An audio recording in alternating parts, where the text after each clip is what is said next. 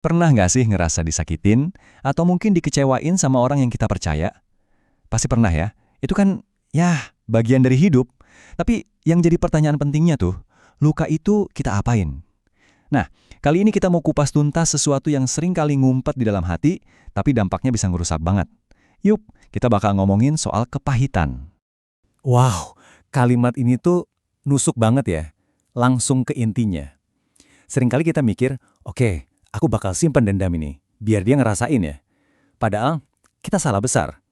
Kenyataannya, yang paling tersiksa, yang paling hancur gara-gara kepahitan itu, ya diri kita sendiri. Cuma kita. Oke, sekarang kita bedah lebih dalam lagi yuk, biar kita tahu cara ngatasinnya, kan kita harus kenal dulu ya musuhnya. Jadi apa sih sebenarnya yang dimaksud dengan akar pahit ini?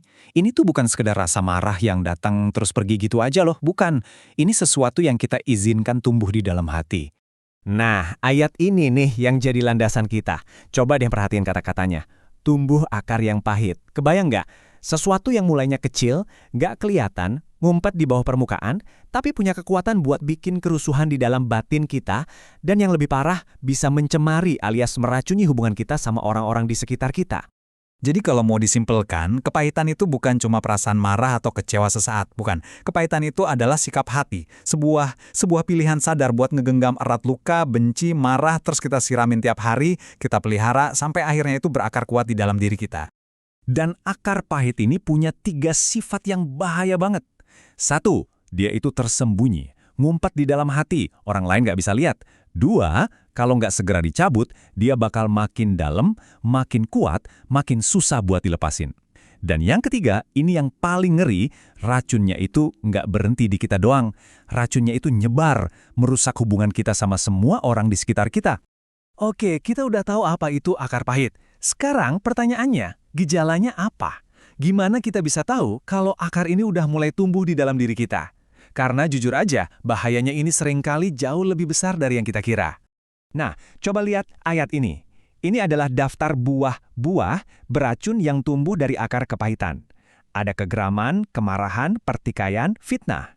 Ini udah bukan lagi cuma perasaan yang kita simpen sendiri kan? Ini udah jadi tindakan, jadi omongan yang keluar dari mulut kita dan nyakitin orang. Dan perintahnya jelas banget, hendaklah dibuang. Dibuang loh, bukan disimpan rapi-rapi. Ayat dari kitab Ayub ini juga ngasih peringatan yang keras.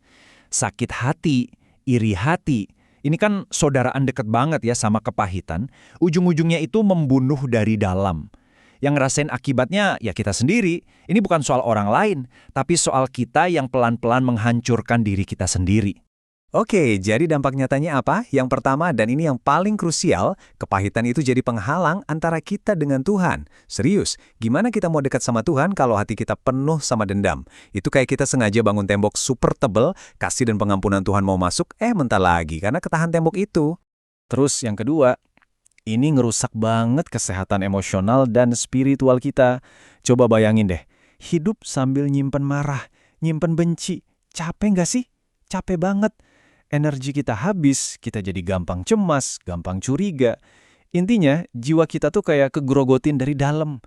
Ini beban yang berat banget, dan sebenarnya nggak perlu kita pikul.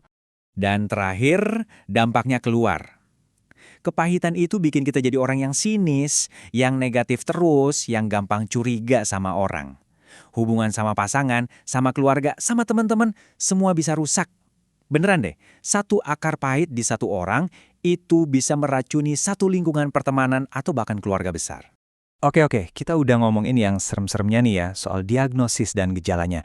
Tapi jangan khawatir, ada kabar baiknya. Selalu ada jalan keluar. Ada resepnya buat sembuh. Sekarang yuk kita fokus ke solusinya. Gimana caranya kita bisa cabut akar pahit ini sampai tuntas? Nah, ini dia resepnya. Ada 4 langkah praktis.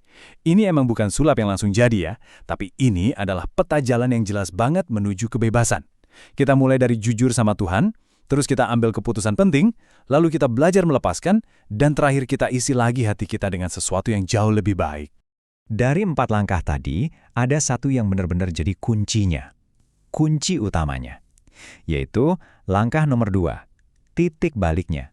Momen di mana penyembuhan itu dimulai adalah ketika kita mengambil sebuah tindakan sadar untuk memilih mengampuni.